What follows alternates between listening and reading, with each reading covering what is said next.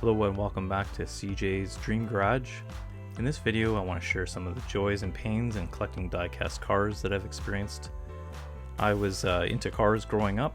Most of the TV shows I liked had a car as one of the main characters. I would buy Hot Wheels as much as I could because they were a fun toy and it felt like I could have a piece of the brand of the cars I liked, and I could imagine myself driving around in them. They were fun to play with and dream about. My brothers and I made dioramas for our cars, combined with Lego mansions and mega garages.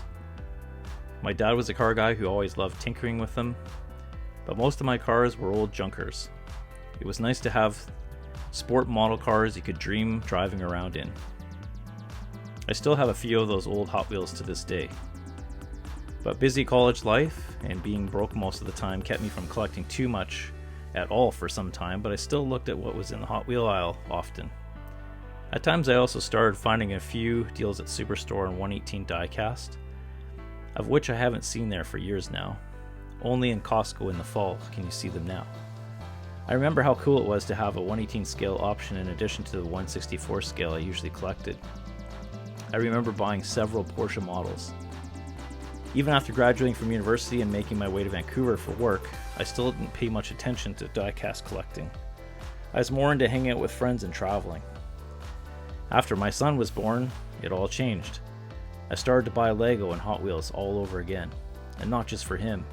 It seemed to kick in some childlike wonder for me to be a dad of a young car enthusiast, of the variety that he wanted to watch the movie Cars every day and would have multiple times a day if we would have let him. I started to pay attention to 118 diecast offerings at a store in my area, and they weren't discounted Mitzo variety. I started to visit these places frequently and had the money now to buy them. My collection started to take shape in the 118 scale. In the midst, I also discovered some nice models in the 143 scale, halfway between 118 and 164, big enough to see, but small enough to fit into a display. My purchases were intermittent as I was still restrained by my budget and space. Since then, it has been feast and famine in my diecast collection career. I have at times lost interest or just didn't like any of the car brands or diecast releases. Sometimes I felt disillusioned as they are so pricey and don't do much but sit on a shelf and collect dust. I have become much more selective. I also notice I tend to binge buy on models I do like. The most recent version of the Porsche GT3 RS, for example. I do find that collecting diecast cars is more complicated than buying diecast commercial planes, another passion of mine. First, compared to diecast planes, there are so many more car companies, so many more brand manufacturers. In addition, way more diecast car manufacturers than there are diecast plane manufacturers. Second is that all these manufacturers of diecast cars have different agreements with different companies. You never are quite certain which diecast companies are going to produce the car brand you like, or specifically a model within that brand. An example is when the GT3 RS was released. I wasn't sure who was going to be making it in the diecast community. I was happy to discover that Norev made the model in the diecast mold, and also that Minichamps also made it. But the Norev came in at a cost of about $200 Canadian, whereas the Minichamps came in at a cost of $300. It's not easy to keep up with all the offerings and where you can secure them. Not only that, but online sellers as well as brick and mortar stores don't have the same connections with each of the diecast companies or their distributors. When the Porsche GT3 RS was first released, I asked my local dealer if he could bring some in for me, but he said that a supplier said they were all sold out. I had to go online and find this model in Europe. Just like when you're buying anything new, there's an initial satisfaction and ability to enjoy it, but that too wears off, and I saw the purchase of diecast cars can be an addiction, where you always look for the newest and coolest designs. That is why I feel sometimes my collecting is either a fast or a famine. Right now, I'm in a famine. I don't really see too many of the new diecast cars I really like. Not only that, but you can become disillusioned when the prices are expensive and you don't feel like you're getting the same quality. And even some of your local stores are saying that they're not happy with the quality they get anymore. Not only are these complications when purchasing diecast, but many diecast companies now make the diecast models with different materials and different methods. I have purchased a few GT Spirit models that are resin and sometimes struggle with the inability to open the hood, doors, and trunk. Not only that, but sometimes the resin models don't even turn their tires. I sometimes feel the cost of some of these diecasts can't be justified. For example, I can buy a very nice looking diecast Maizo brand from Ferrari for $22 plus tax at Costco. It was an F90 Spider. I can find that same Ferrari at dealership or online for $60 to $80 made by a company called Brago, which looks exactly the same. In fact, one Ferrari I bought, the SF90 Spider in gold, I originally bought from a dealer for about $80. A while later, I saw the same car made by Maizo at Costco for $22. The only difference was the plate on the bottom. One said Maizo, one said Brago. I found that if I really like a model, I just have to have it. I sign up for a pre-order to make sure I can get it. Otherwise, the prices go up as there is a shortage in the market for really highly desired cars. Not only that, but my local dealership can never guarantee any of my cars I order, especially the highly sought after ones. So I'm forced to go online and pre-order when I first see them released online. It seems if you don't get the model right away, that the market can tell that, and it's priced as a hot item, and they just jack up the price from there. The biggest weaknesses of collecting diecast cars in terms of the mechanical build is the mirrors. I have broken off several mirrors, or have had cars even shipped with the mirrors broken. And especially the company Solido seem to have many problems with their mirrors, especially with the Alfa Romeo Giulia or GT-AM. So yeah, the mirrors are the weakest part of the diecast models, just like the diecast planes or the landing gear. I've had to operate on some of my cars that had dust in them, or one has a clouded up windshield. Some of them I was able to get the bottom off with no difficulty. Unfortunately, I've ended up breaking some of them by accident. I had to open a 1/18 scale Alfa Romeo Giulia, for example. I was able to take the bottom off and get the piece of paper out, and without too much difficulty, I put the bottom plate back in. It took me a long time to get the piece of paper out, though. In fact, I made a whole video, but cut out a lot of the dead space in the video, but it still took a long time. On the other hand, I took apart a GT Spirit BMW M4 in Sao Paulo yellow, and I managed to break the bottom plate in half while trying to pry it off because I didn't realize there was a screw underneath the exhaust system. It was hidden. Ironically, it seems to be that Maizo, the cheapest one, is the easiest to operate on. I have actually switched around tires and whole bottom plates with other vehicles of the same make with no difficulty. It's also easy to take off the tires and sometimes even take the rims off to paint them. Ironically, it's the cheaper cars that seem to be the easiest to work on and fix and to swap tires on. Most of my modifications have either turned out well or horribly. As I mentioned above, I broke one plate trying to take off a GT Spirit bottom and the other was fine on it. When I tried to adjust one of the doors on my Alfa Romeo Giulia GT-AM, I ended up making it worse and scratching one of my windshield pillars, and also scraping the inside of the car a lot and the door. It doesn't shut any better than it did before. Back a while ago, in my more infant days of collecting, I bought two Auto Art Mercedes-Benz C63s. One was gray and one was white. I really liked the mags or rims that I had on one of my other Mercedes vehicles and decided to swap. It took a lot of surgery with knives and cutting up pieces, and somehow I got it to work, but it just didn't look that good. I'm a bit sad. I ruined an expensive model, or two of them, and I haven't done such a swap since. If possible, I prefer collecting diecast that is all opening doors, hoods, and trunk for realism. But this comes a bigger price tag, and also more things can go wrong, or things that don't fit perfectly. This is also what frustrates me, is that you can pay $200 more for a diecast that has the same functionality as a $20 diecast.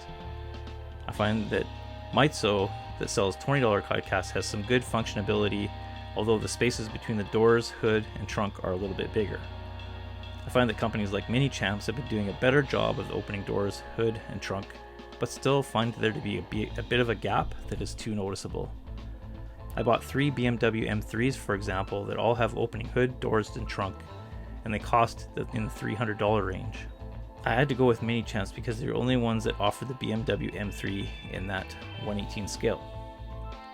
For a while, I really collected a lot of auto art. There were Lamborghinis, my Nissan GTR, my McLaren P1, and found that their doors fit so nicely that at one time they were diecast models. Now, due to budget restraints, I've held back from buying any auto art for some time, but realized that for some models it's worth it, as auto seems to get its reputation for tight-fitting doors, hoods, and trunks, even though they have shifted to a more composite material. For me, it was a recent purchase of the Porsche GT2 RS in Miami Blue, where I got a deal on a car because the trunk latch was not working properly. I liked it so much that I bought another one in silver because of its tight doors to body and trunk to body. No gaps between. I do find the rate of change in the diecast manufacturing is quite fast, so there are companies I've bought recently that I've never heard of before, and so it's hard to keep track of them all. I have bought Solido because they were the most affordable edition of the Alfa Romeo GT Giulia. When I first saw these models, I was stunned by how good they look, and because you see so few here in North America, if any at all, I've never actually seen one in person, it seems more exotic to me. I started by purchasing 3 different colors of Otto's OTTO version of the Alfa Romeo Giulia GT AM, and had to find one at a local store and then 2 from Europe, one from Poland and one from the UK. After securing those, I wanted to get the Alfa Romeo in white version, and it's a couple years older model. I initially said no to the Solido Alfa Romeo, but at my local dealership, but after seeing it so many times and how good it looked and how unique it looked with the lower profile tires and the different look, I ended up buying it. And with that, also the green number 87 and the red 99 as well in the GTA version. Sometimes I just can't get enough of one of these designs and the way it looks in different colors. Probably the most exciting car to date has been the GT3 RS, as I mentioned before, by Porsche, that I've been collecting. I bought the dealership, the dealer versions in both yellow and python green, and they were very expensive. I ended up having to ship them in from Europe because I couldn't find them here for under $400. I had to have these cars shipped from a company called RS Selections in France, and I wasn't sure if any other car companies were going to make it at the time. These were the first releases. Well, I was wrong. They've made so many of these series and then started making them, so you just never know. Should I buy them before they're going to get sold out, or if any other manufacturer is going to make them? But of course, after purchasing those 2, I found that there's other cool colors coming as well by Norev, so I wanted to jump on them and probably spent too much money on them. I got the ice silver Porsche GT3 RS from California, and wish I hadn't because it's so expensive. But then found it in a malachite green back in Europe and really liked that, so I popped that one on my get list. And so eventually Mini Champs brought out their releases as well, and so I got one in the CK model in Germany. I got the silver with the blue rims, and then eventually I got the red Porsche GT3 RS from CK model cars in Germany as well. And then I got one from the United States, from Florida, in the white colors for the GT3 RS as well. So I've bought so many of these cars. None of the ones from Mini Champs open doors or hood or trunk, only the Norev. And so I've stayed away from the $300 variety of the Mini Champs because it's just $100 more just to have opening hood, doors, and trunk, whereas the Norev, you get all that included for $200. So that is another thing that is beyond my comprehension, is how these are priced and how much we're willing to pay for them. As far as the GTS RS goes, I feel like the best deal for the whole package was the Norev, because you get the opening doors, trunk, and hood, and the high quality. It's just so good, and it's even the official dealership asked them to make it as well. And all the other Porsches besides the dealerships are just as good a quality, I find, as the dealership Porsches. The only difference is the box that I can find. So it's a lot to pay for the dealership versions. It is hard to, when you only see one manufacturer of a car you really like. For example, the Corvette Z06. I found that it came by GT Spirit in a cool metallic copper kind of look, and so I ended up buying that with the silver mags, and it looks really nice, so I jumped on it. I haven't seen any other company come up with this color and with these mags and that combination, and that's what it's all about for me. It's the color, it's the rims, and the way they go together, and the look of the car. Sometimes I would prefer not to buy GT Spirit, which is a resin, but sometimes I just don't find it anywhere else, and so I tend to jump on things like that. And especially what I liked about this is the beautiful interior. It's kind of a tan colored, and I'm very happy with it, but probably won't buy any other Corvette Z06s from other diecast manufacturers. Some other cars that I've really gotten into are the Ferrari 488 GTS. I got one in white and one in red from Costco in the 1/18 scale, and also the SF90s, the Spider, as well as the Stradale. I got the SF90 Spiders in both gold and red. I even bought an extra one just to keep in the box. I also got into, at Costco, the Maizo GT500s. I got them in blue with the white stripes down the middle, as well as yellow with black stripes and orange with black stripes. Yeah, and just really got into the whole Mustang GT500s, that era and that look. I think there's another one too that I got. It's in red as well. And just when you go and get these from Costco and you just really like the model, it just feels like you got the lottery because you got such a good looking vehicle for so little. But you have to kind of sift through. This year I actually haven't found any cars that I like, and so I have refrained from buying any Costco diecast. I've looked through my fair share. There was an interesting Ford GT with the Golf colors that almost tempted me to buy, but I held back as I'm kind of trying to pare back and not overload my space. Yeah, there's so many that look cool out there, but I just don't want in my collection long term. I was able to find a 1/18 scale GT Spirit Audi RS at a local hobby store. Sometimes you get these cool finds where they won't be listed online, and so perhaps they're not aware of how much people are paying online. I found it at a much cheaper price, so I picked it up, and really glad I could find this Audi RS. I was looking for an Audi that would just be very cool for my collection, as I've always liked Audis, certain sports sedans, and nothing opens on it, and I don't think that the tires even run or turn, but it was just like, oh man, that look of that car is just, in that moment, struck my eye. I'm really also happy with an Audi R8 that I got in Montreal when I was visiting a number of years ago, made by Auto Art. It was the car that I saw on Iron Man, where Tony Stark drove up and bought strawberries from a dude selling them on the side of the road. I just fell in love with it, and the top down looks so good. I also found that there are times where I'll see a car in a local shop but find it's way too pricey, but it motivates me to look online and find where I can find a cheaper one.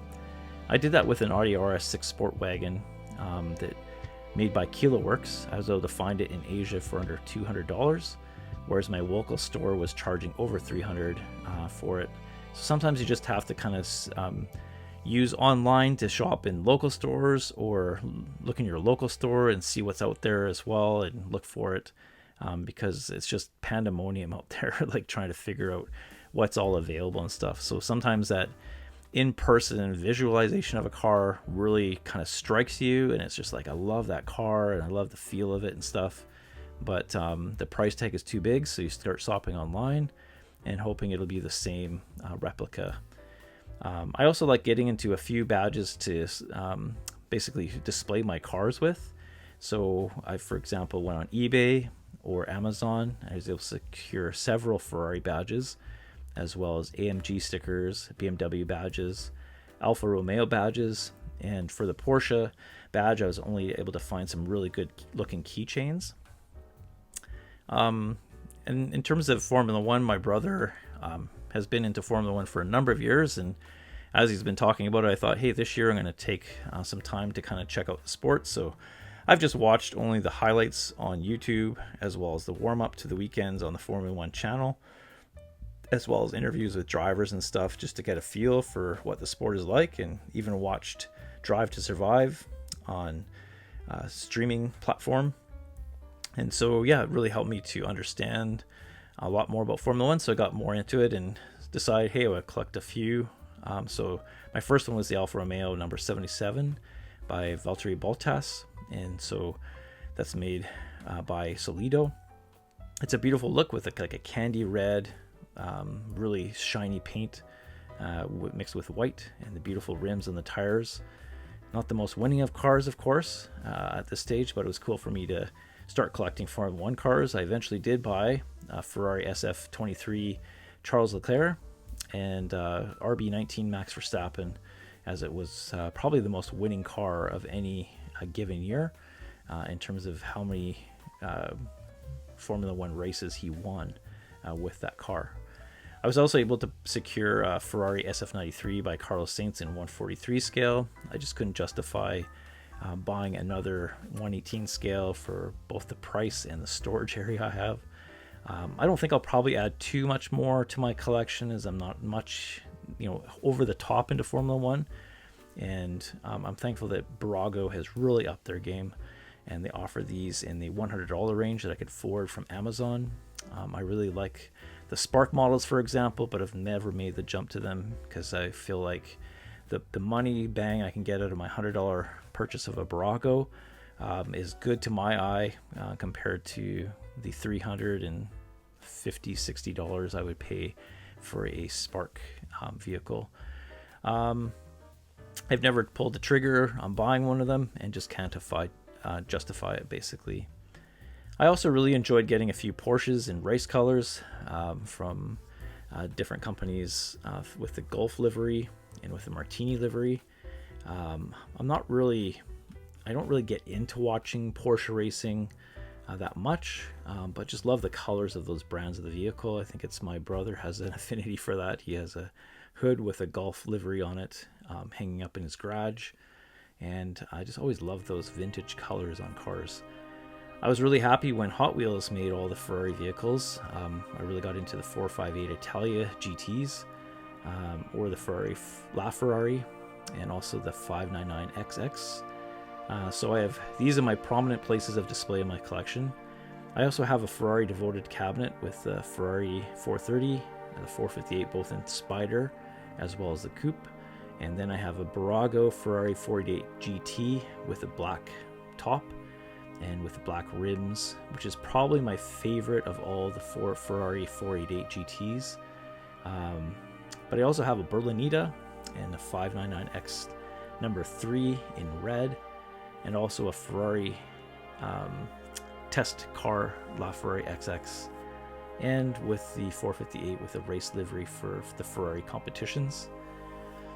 I really enjoyed collecting Hot Works as well for a number of years, as it came with a kit with extra tires, bumpers, side skirts, and you could swap things out and swap even chairs and tires. It was cool because you felt kind of like a mechanic. You could use a screwdriver, but unfortunately I don't see these anymore, or any companies making similar ones. But those are really fun kits to work on. I probably only have 4 or 5 kits and plenty of spare parts, but it was really fun to also build with my son when he was younger and change around and swap things. I haven't really gotten into the 124 scale except for a couple of one-off cars like a Camaro, a couple of Camaros and an Aston Martin, but I haven't really gotten into them very big. I just feel like maybe it's kind of like feels like a model made for kids more.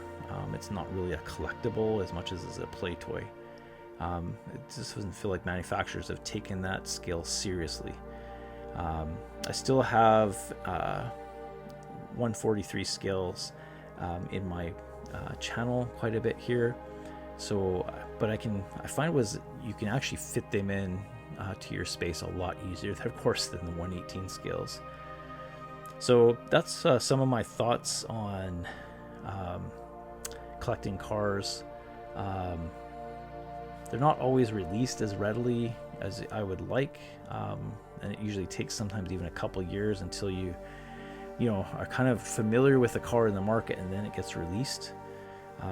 But sometimes it can be too much clutter and too many boxes in storage, because I keep all my boxes in storage in case I want to sell my cars again, and all the styrofoam packaging and stuff.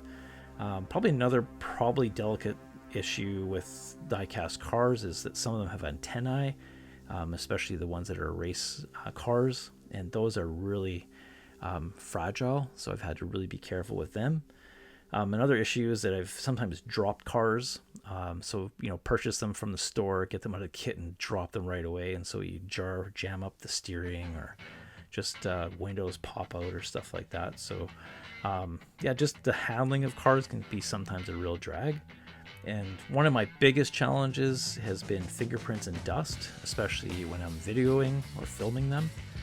For the fingerprints aspect, I've actually come to the point where I wear white gloves now that I bought in bulk from Amazon, and I just put them on as much as I can if I can remember to keep fingerprints off, because fingerprints show up like crazy under the lights, and as well dust. I've tried different ways of dealing with dust. I've tried using the Swiffers, but Swiffers can be really brutal on specific cars where there's a lot of snags, and it can either leave a lot of fuzz or it actually can rip off certain parts, small parts.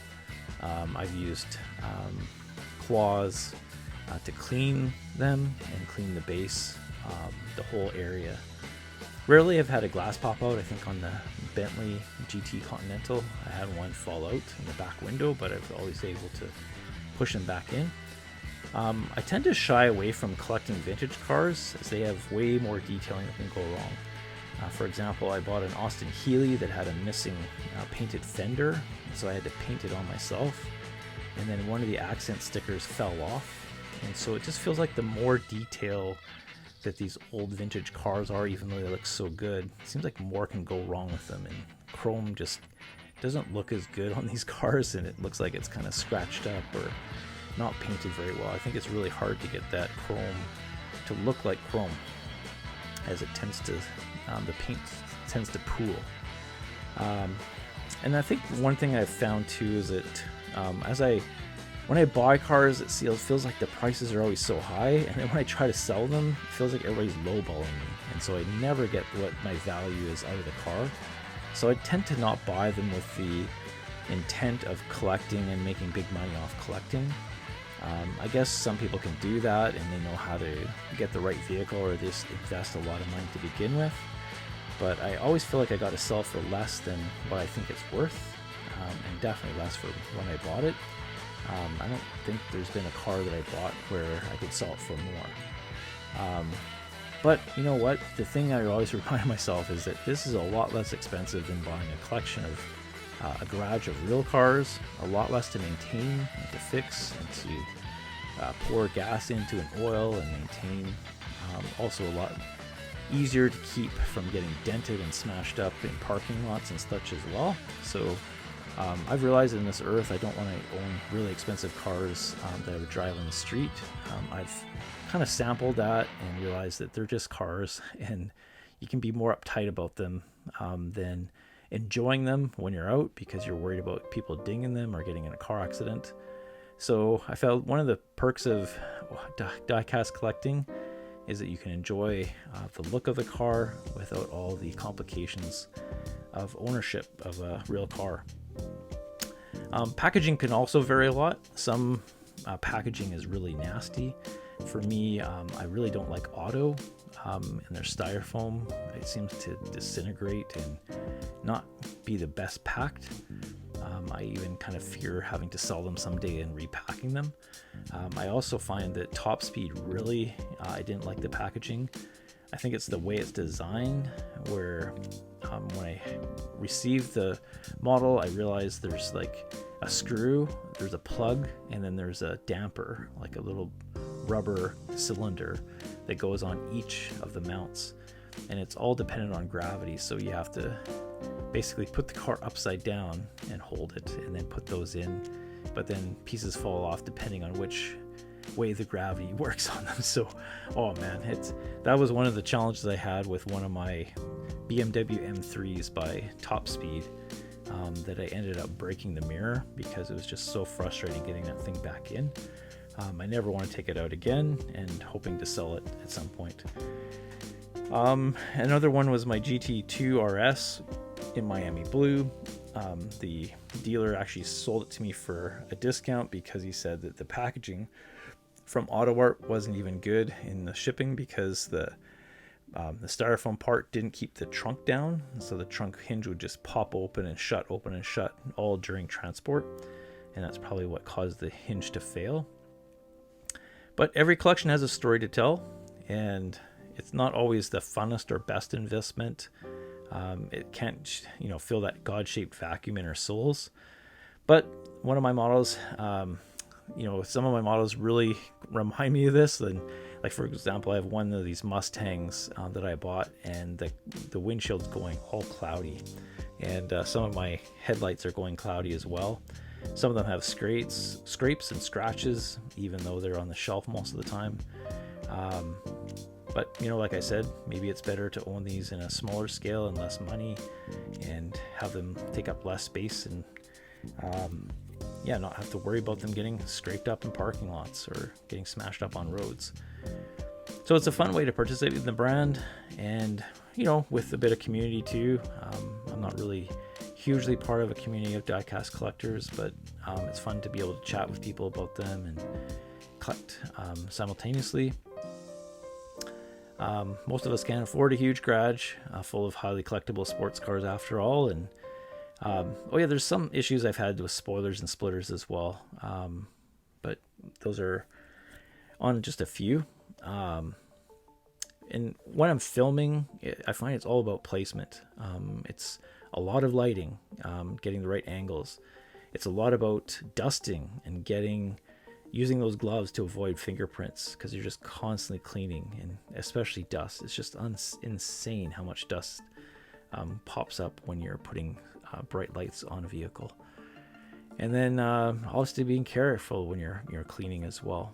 Maybe I should use a paintbrush more, very light bristle, especially for color cleaning cars with decals and small accessories that make them look realistic. Yeah, and it's also, I find one of the biggest challenges I find is sometimes you go and you see these orders, pre-orders, but they don't actually have a price. And so it's so hard to commit to buying something when you don't know the pricing. And usually, it can be like months or even years that you don't see that vehicle come. So I found at some points it was very hard to budget, and suddenly like everything would come in at once, and I'm like, I don't have the money for this. And so, but there's sometimes that if I don't order it, maybe that they'll never hit their target release date, or never even, might never get it if I don't order it. So I bought one Mini Champs online of the Porsche GT RS in Arctic Grey, for example, from Mini Champs' website, and I noticed that they kept on pushing back the expected delivery date, and they did it so many times I ended up canceling my order. It was no fun waiting for months and then seeing that delay again a couple of months. And then it's just weird too when these local dealers or people online will say, here's a car that's going to be forthcoming, but there's no guarantees whether it'll be delivered at all. And it seems like suppliers for different retailers have strange dynamics where they can't always guarantee the shipping of certain models as they arrive, because of different geography and distribution systems. So in my case, living in Vancouver, I've heard some of the shipping comes from California for different manufacturers and has to go to LA first, and then up to Canada, to Montreal, and then back to Vancouver. So it just doesn't make sense, and it makes our wait so much longer in certain geographical regions to get the releases. I'll see them listed in Asia and Europe way before, and most models way in advance of what I can find here. I can usually sometimes get it from Asia or Europe shipped faster than it even gets released in the stores here. So yeah, in some regions of the world, it's just, kudos to you guys. You're in a hot place to collect, and especially places like Asia and Europe. But I think the shipping, makes it more convenient too, because it's not as huge in terms of the volumes. So I think stores like RS Selections in France or CK Model Cars in Germany seem huge in terms of the volume and such. And so my local stores I go to are smaller and kind of limited in what they can offer. They only offer certain manufacturers in a smaller volume. So yeah, and some obviously specialize in some car models or memorabilia as well. And kind of have to go with what they bring in. Another local store only basically carries GT Spirit, Auto Art, Schuco, and Front Yard. And so I've only gotten a couple of GT Spirits from there, not because it's my favorite brand, but because sometimes it has a kind of style of car I like. But you know, Auto Art, Schuco, and Frontiac, I've never bought anything from there. Sometimes I want a certain car, and I have to buy it online. It's just not available in my local store, although I'd like to support my local stores as much as I can.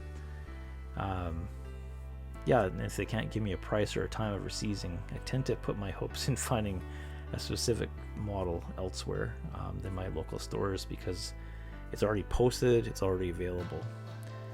So yeah, sometimes my collection is definitely impacted by packaging and price and quality control. Sometimes I just, you know, really don't like the packaging and don't want to deal with it, so I choose not to buy that brand anymore. Like Top Speed for me, the price too, a lot of them are just so expensive that I'm not even going there. So I'm kind of a mid-price, like $300 and less. I don't tend to get into the $500-$600 ones or the BBRs, and I don't even know what all the names are that I see on eBay, but along with that quality control, like, you know, if I'm going to pay $300, I want it to be really good quality and a good, you know, a reasonable price. So those are my many thoughts on collecting diecast. I can't believe how long this has gone on, but hopefully some of it's been good for you to take in and will help you in discerning your collecting and seeing where you're at in your collecting, and give you some interesting things to think about. Thanks for your time and taking a listen. Bye.